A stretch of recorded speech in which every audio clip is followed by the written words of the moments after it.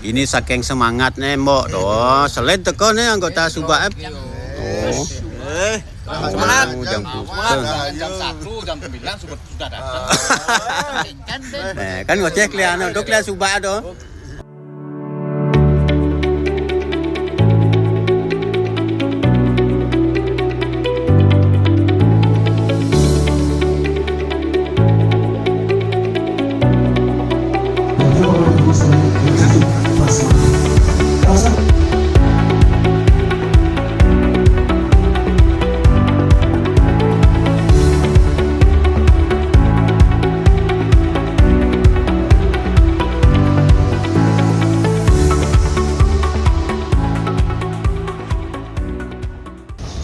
Om Swastiastu. Terima kasih. Saya sangat bangga pada kesempatan kali ini. Yang terhormat juga hadirin yang sudah hadir. Subak itu sebenarnya yaitu yang kalau kita melihat adalah sebuah laku, adalah sebuah sikap dari kita sebagai orang Bali yang sudah diwarisi dengan transisi Subak. Dari ujung sampai hulu, dari hulu sampai hilir, itu kita mendapatkan sesuatu yang sama rata. Konsep laku kita dalam menjalankan bakti kepada Ibu Pertiwi itu sebuah konsep yang luar biasa menurut dia. Jadi kita orang Bali mengenal Akasa dan Pertiwi ini, bagaimana kita melihat sebuah sistem sebuah secara holistik. Jadi bagaimana kita melihat sebuah pertanyaan adalah sebagai sebuah bakti kita kepada Ibu Pertiwi. Jadi artinya orang kan selalu mari kita jaga Subak, kita lestarikan Subak, kan seperti itu. Yang disebutnya Subak. Siapa yang mau melestarikan ini? Karena tokoh sentral yang ada dalam. Kemudian setelah mereka selesai nyamleh dan sebagainya, naiklah mereka kepada sumber airnya. Di sana kemudian saya baru makletan banyak. Apakah mereka itu ke sana untuk apa sebenarnya? Saya kemudian menerima bahwa menyadari, oh mereka ke sana itu mau melihat apakah sumber airnya masih ada, masih bagus situasinya. Kemudian apakah aliran airnya masih ada, masih bagus. Jadi mereka juga sambil membersihkan aliran di Makpaktoyen itu. Jadi mulai menanam, ada ritual. Yang menarik buat saya kemudian adalah saat Nangluk Merani. Ada dua hal yang saya amati. Dua. Yang pertama nika Nangluk Merani nika membasmi hama, atau yang kedua pengendalian hama. Itu jadi keyakinan. Lalu ada kata Beno mungkin mengundang desa pertama gubernur sekalipun memegang kebijakan satu tanah yang dirasa berat pajaknya solusinya melalui penawaran setempat sehingga tidak akan bisa dialihfungsikan sebegitu saja. Kan seperti itu yang kita ingin dengarkan. Menambil langkah itu sukses. Hanya melarang alih fungsi lahan, tetapi ada kewajiban pemerintah agar masyarakat petani tidak alih fungsikan lahannya. Disitulah muncul perlindungan kepada petani. Menurut Titian, Subak Nika adalah bagian berbeda dengan Banjar, bahkan lebih besar dari Banjar. Karena dalam satu Subak itu terdiri dari beberapa Banjar. Lihat di lapangan juga banyak sekali terjadi perubahan, degradasi, dan di Carik juga banyak yang sudah tidak dilakukan. Karena sepengetahuan Tian dari beberapa narasumber dari buku yang Tian baca, salinan mengatakan bahwa Ume dengan Carik itu berbeda. Ume ini dari Ume yang punya, Carik juga sangat ada pagi. Dan proses niki dicari di Ume niki ini yang sekarang banyak berubah karena mungkin karena alasannya mungkin ada faktor karena dari Yang sekarang ini kan yang lihat Sawit juga, Uma ini dari Tempu ini ke Kalen itu udah banyak tidak isi. Padahal kalau dilihat dari segi fungsinya itu adalah merupakan filter. Kalau ada air plat, ini pasir-pasir di sana tidak langsung menempa padinya, jadi nggak rubur-rubur. Dari segi taklo ini kan disinilah para petani kita ini melakukan tataran itu. Dari sana terus dari ngebibit sudah pacarannya, terus hamilnya itu kan hukum ini kan mulai. Yeah. Dan sarana yang harus ada ini kan harus seperti letak kemudian pindahkan sunari, dan satu lagi yang paling disepelekan oleh para petani kita juga dewa kuningnya. Yang saya banggakan sekali tahu permasalahan yang ada. Saya orang variasi sudah tidak tahu dengan secara rincinya. Terima kasih Bu. Kami jelaskan di Subak Simbung itu ada 8 punduk. 8 punduk namanya, seperti ada banyak di zaman dulu. Yang pertama baru masuk di aliran sungai itu ada namanya Munduk Damang. Di sana ada ekowisata, tempat parkir ekowisata. Masuk ke timur itu namanya Munduk Muwani. Masuk langsung ada Pulau Dalam. Kalau dari Sentro Agam Kebuyangan ke selatan itu ada 2 aliran air. Yang ke selatan namanya Munduk Les, sawahnya orang tua kami, kami Ini pelan gue, tempat saya yang lalu ini. Jadi dia ada kiong ini kan, kiongnya banyak di daerahnya. Dan programnya ini tikus ini sampai sekarang ini, tikusnya naik sampai sekarang belum bisa dikendalikan ini kan. Yang pokaronya mana pokaro sampun memagi, terus yang sampun nantinya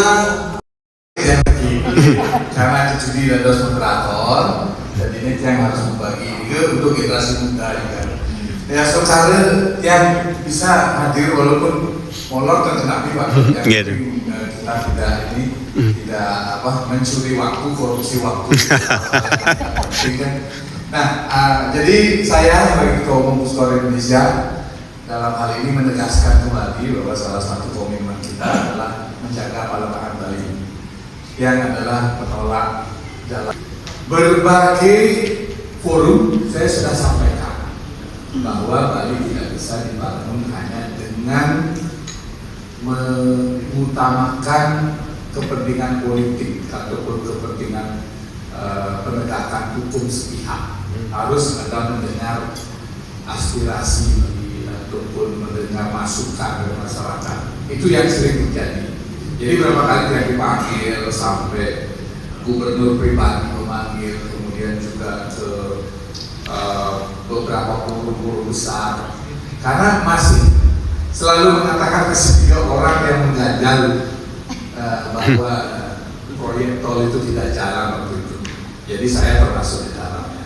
Sampai saya menulis blog saya, di blog sampai tidak bisa katakan lagi sampai sekarang. Ada namanya warna cinta namanya. Salah satu saya menulis tentang apa yang menjadi keresahan saya ketika tahun 2018 kalau nggak salah Sudi Kerde akan merencanakan membangun tol ke Singaraja dan Gilimanuk. Jadi yang saya pikir pertama adalah sebenarnya ini sebetulnya salah satu Subak Abian Subak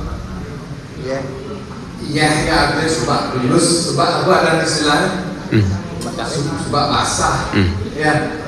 Karena mereka yang paling terdampak, yang sangat, karena dia memiliki lahan pas gitu. Memang ya itu memang dilewati, bukan karena dilewati, sebelum dia dilewati, sebelum wacana yang kena, dia sudah menolak. Baru sedikit mengatakan itu seperti yang menolak.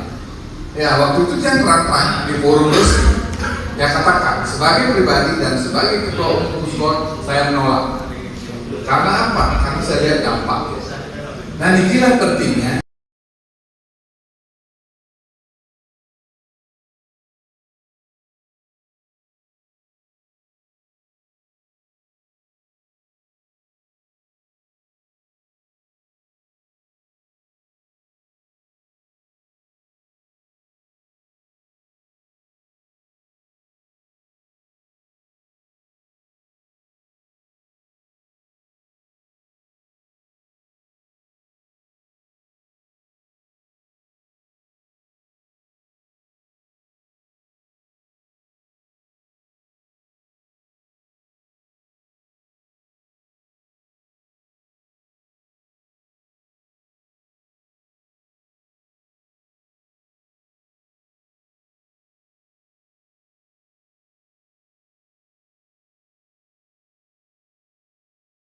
Sumpah Abrian Sumpah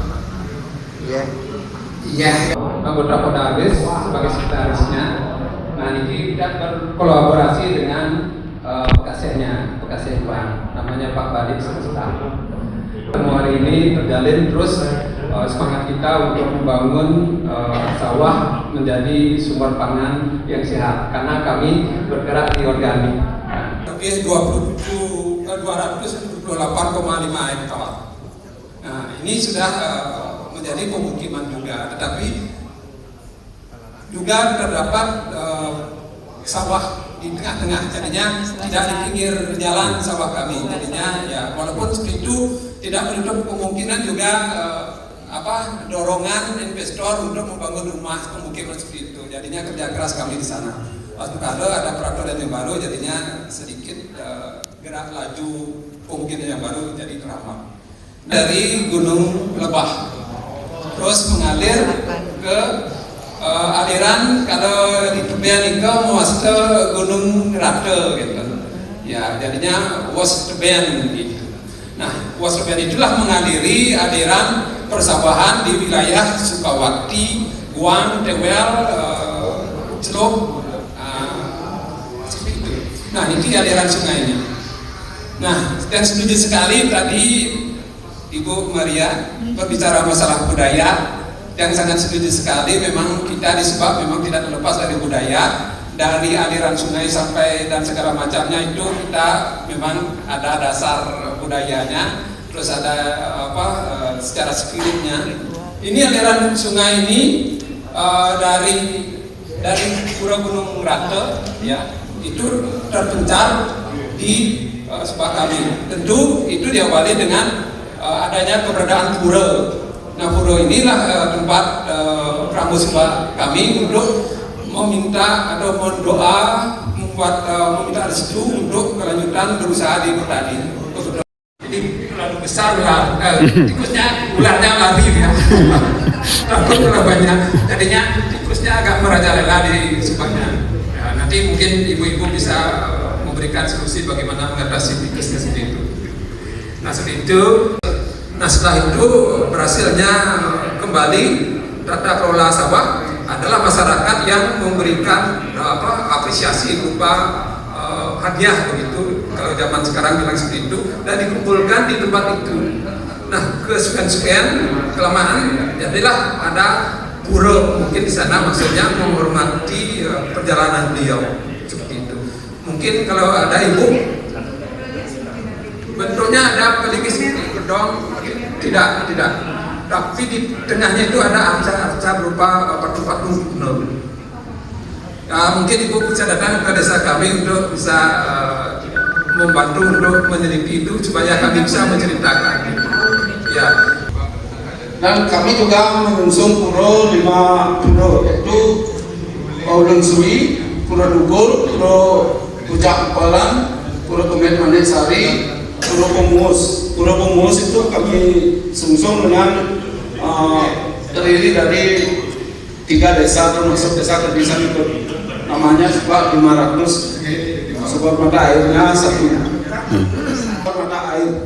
Sumber mata air kami berasal dari Ulu Dukan Petanu, dan mata airnya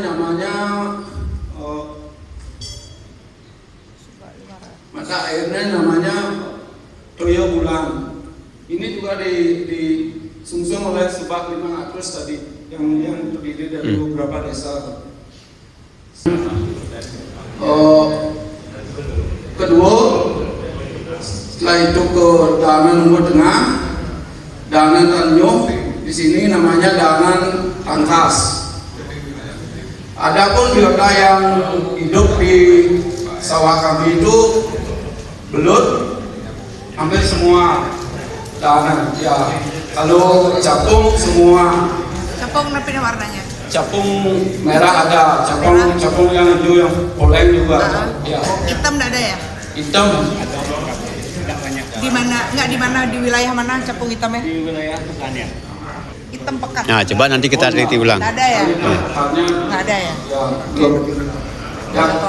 Ini khusus untuk Linda. Ini kebetulan petaninya ke sini juga, Pak Dewo. Ini ada cuma di Danan Tangkas. Tapi ini kan? Untuk lintahnya. Oh, lintah. Ya. Masih ada? Masih ada. Ah, itu indikator. Untuk hamanya mungkin nama tikus nih ke semuanya. Dan banyak perumahan. Ini juga ada kunang-kunang. Kunang-kunang ya. Kalau kunang-kunang ini mungkin keseluruhan ada. Itu organik. Ada yang petani kami dari jumlahnya 118 orang ini yang 9 sudah asli organik, malahan udah sampai mulai dari 13 tahun yang lalu. Dan ini Pak Madinya juga udah 7 tahun yang lalu mulai. Kalau kami di Pekasai sama staf-staf kami baru 3 tahun mulai organik. Dan ini yang mulai 13 tahunan ini tidak pakai pupuk karena juga tidak cuma mengandalkan gulma yang ada di sawah. Ya, jeraminya. Ya, jeraminya itu. Hasil kami coba untuk membantu masyarakat di pasca panen, dan kita sudah bergerak untuk mempromosikan itu di beberapa hotel bintang 5 yang ada di Ubud, dan ada juga beberapa customer yang bisnis to bisnis. Nanti kita supaya ini bisa berkelanjutan secara sustain seperti itu. Dan Desa Karjo. Nah di sini ada kandang sapi Bu. Kami dibantu Pak Tut kemarin mendapatkan bantuan pupuk 2021 dan pengelolaan pupuk organik, dan sampai saat ini sapi sudah berkembang menjadi 14 ekor dari 8 ekor. Jadi kotorannya baik cair maupun padat kita manfaatkan untuk kita bawa ke sawah untuk menjadi kompos dan juga biourin. Jadi dari kelompok ini kami sudah bergerak bersama ke anggota Subak, juga kami terus sosialisasikan tentang pertanian yang berkelanjutan. Jadi sekarang sudah kami survei ke tempatnya, memang ada unggahan dari kulit-kulit tikus juga di sini di sarangnya. Jadi karena kita tidak bisa membuat rumah, jadi kami berusaha membuatkan mereka rumah untuk mudah-mudahan nanti bisa bersarang. Dan kebetulan hari ini juga ada di Puskor anggota saya, yaitu Pak Dumil, dulu mantan benduk di BPHPI, dia dari Manuabu gitu. Pertama ingin saya sampaikan terima kasih ada diskusi seperti ini. Sebenarnya kepingin lebih dalam saya ingin tahu, karena kami pelaku pariwisata di Bali, jujur saja pariwisata Bali kan pariwisata budaya. Budaya yang terkuat yang ada di Bali adalah Subak. Apabila Subak hilang, pariwisata Bali mati. Kita tidak bisa bersaing dengan Singapura, Hawaii, Thailand, Pattaya, tidak mungkin tidak bisa bersaing kalau Bali ini tanpa budaya. Jadi para petani kita memang bukan tidak mengerti. Kalau ditanya teori tentang berita karena tidak akan bisa menjelaskan, tapi beliau adalah sudah melaksanakan apa yang disampaikan oleh Ibu Maria. Dan saya kebetulan di guide, bukan hanya sekedar guiding, saya mendapatkan kesempatan untuk menemani para tamu Jepang, khususnya para profesor dari beberapa universiti untuk melakukan penelitian budaya pertanian di Bali, Bu. Sehingga sampai sekarang kita di Bali, saya tidak tahu, sempat ngobrol sama Prof tadi, apakah anggarannya kurang atau penelitiannya kurang serius. Saya juga kurang tahu bahwa contoh di sekitaran Kintamani, sayur-sayur itu bibitnya impor dari Jepang, termasuk edamame, kedelai Jepang itu. Petani kita bisa menanam, bisa menghasilkan, tapi tidak bisa membuat bibit. Itu yang saya sampai sekarang masih bertanya tentang hal-hal seperti ini. Ya tolong bagaimana caranya ke depannya ini, bagaimana supaya pemerintah bisa memberikan kemudahan kepada petani. Jangan hanya petani harus bertahan, harus menjaga budaya segala macam. Tetapi siapa yang disampaikan oleh Prof tadi, pajak dikenakan, keringanan tidak diberikan. Karena para petani ini susah. Kita di Bali menjadi petani belum. Jadi kalau Jepang itu keseriusannya tinggi. Jadi para petani dia tahu, saya kebetulan dari desa, dari Karangasem. Waktu saya kecil pernah diajak nonton film pertanian. Bagaimana petani-petani Jepang itu, saya umur masih puluhan tahun, itu melihat pertanian Jepang yang begitu modern. Kita belum bisa meniru itu, karena Jepang ini sangat serius, baik pemerintah maupun petaninya.